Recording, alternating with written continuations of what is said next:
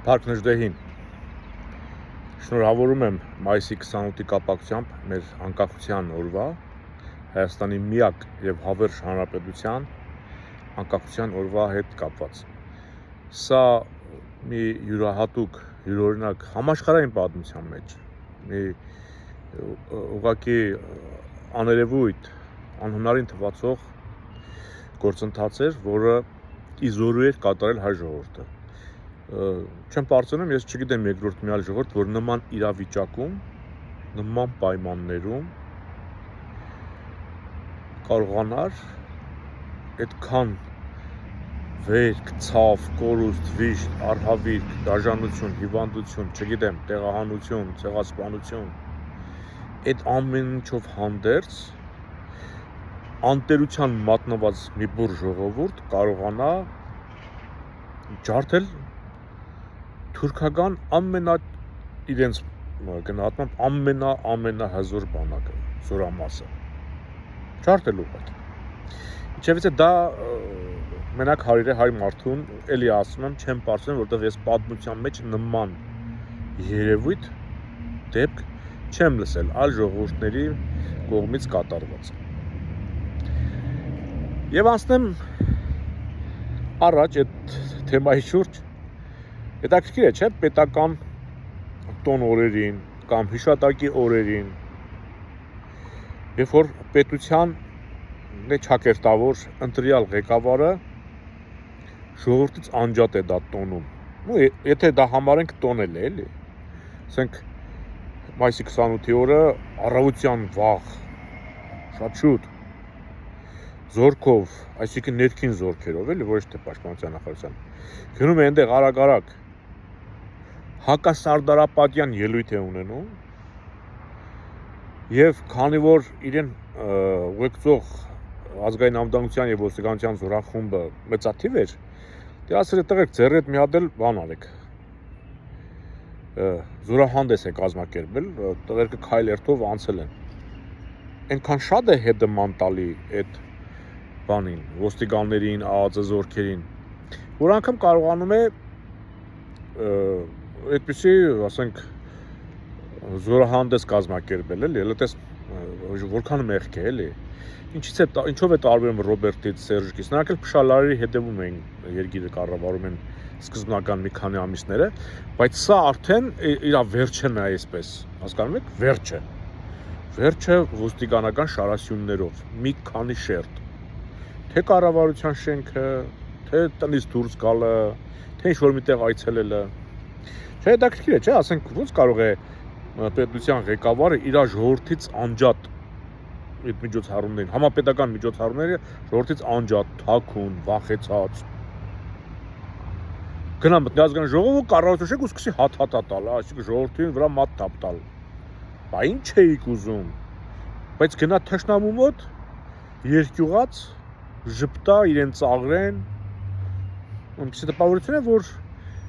ինքը իրեն լավ է զգում մեր թշնամիների հետ։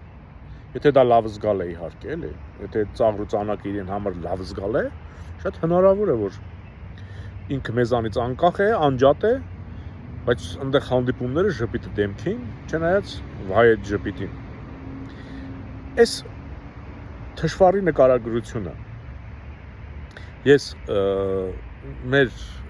սասնացրերի էջում բազմիցս շեշտում եմ, որ ազատություն ապստամբ սասնացրերին։ Եվ հանկարծ տեսնում եմ գրառում, որ մի մարդ գրել էր, որ դուք ամեն ինչ կարող եք անել, բայց չեք անում։ Ու ասես դիտավորություն է ուզում տեսնել մեր չանելու մեջ։ Հարգելիս, դուք կարող եք ասել, նախ շնորհակալություն, որ վստահում ես, որ մենք կարող ենք անել։ Բայց դուք գիտեք, որ մենք ամենախիստ ռեժիմի տակ ենք։ Միակ քաղաքական թիմն է, որ ոչ միայն հայաստանյան այս ռեժիմի, այլ նաև Ռուսաստանի, Թուրքիայի, Ադրբեջանի կողմից հատուկ հսկողության տակ ենք։ Մեր տղաների զգալի մասը բանտում են։ Դուք կարող եք ասել, ասենք նախկիններից ովքեր են բանտում, կան, ասենք 10-ից ավել մարդ, որ բանտում գտնվի։ Դուք երբ որ լսում եք նախկիններին, ասենք, երբ որ խոսում են կամ զինվորականների, ովքեր Արցախյան պատերազմի, ասենք, ճանապարհ են անցել, ասենք, եթե պետք է Ժիրայր Սեֆիլյանին սևացնել, գոնե, ասենք, եթե չեն կարողանում ինչ-որ մի բիծ գտնել, ասում են, մենք չենք ճանաչում այդտեղ զինվորական, ինքը այնտեղ չի կռվել, չի եղել, հասկանում եք, չէ՞։ Հիմա ուրիշ բան է տեղի ունենում։ Հիմա ադրբեջանական դատարաններում սկսել են հետաքրքրվել Ժիրայր Սեֆիլյանով։ Հասկանում եք սա ինչ է նշանակում։ Այսինքն, երբ որ լսում ենք Արարատ Միրզոյանին, որն ասում է մենք մեր թշնամու հետ ոչ միայն պետք է պայմանագիր կապենք, խաղացնենք, մենք նույնիսկ պետք է համագործակցենք։ Ասենք համագործակցության թշնամու հետ։ Տարից մեկն էլ պետք է լինեն, որ ասենք եթե Ադրբեջանը ասի, որ Հայաստանի Հանրապետության այսիշ քաղաքացին վտանգ է սպառնում Ադրբեջանի համար կամ մեր պատկերացումներով ինքը հանցագործ է, խնդրում ենք ձերբակալել եւ փոխանցել Ադրբեջան, իրենք պետք է դա անեն։ Արարատ Միրզոյանի ասած համագործակցությունը սա է, նաեւ սրա շուրջ է լինելու։ Հասկացաք, չէ՞։ Այսինքն այս գլխեն արդեն այնտեղ, եթե շոշափում են Ժիրայր Սեֆիլյանի անունը, այսինքն ինչ-որ բանի հիմք են նախապատրաստում։ Սա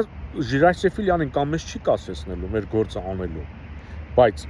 եթե մենք իրադարձություններից առաջ ընկնենք, կարող է իրենք ավելի արագ այդ գործողությունն անեն եւ այդ ձեր վստահելի, որ ասում եք դուք կարող եք չեք անում, ու հանկարծ այդ թիմին եթե վնասեն, ով է անելու, պարոն։ Կամ ինչու եք դուք կողքից դիտում եւ ասում դուք կարող եք չեք անում։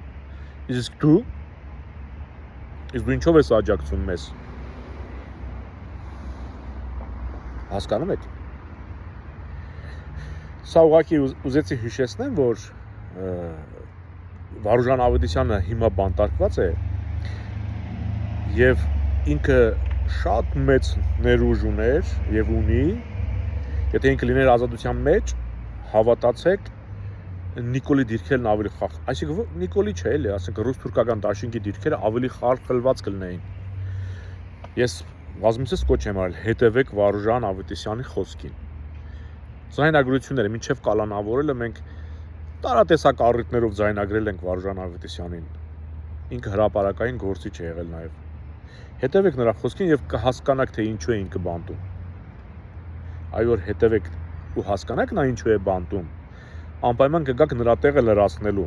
ոչ թե մեղադրելու, թե դուք կարող եք, չեք անում։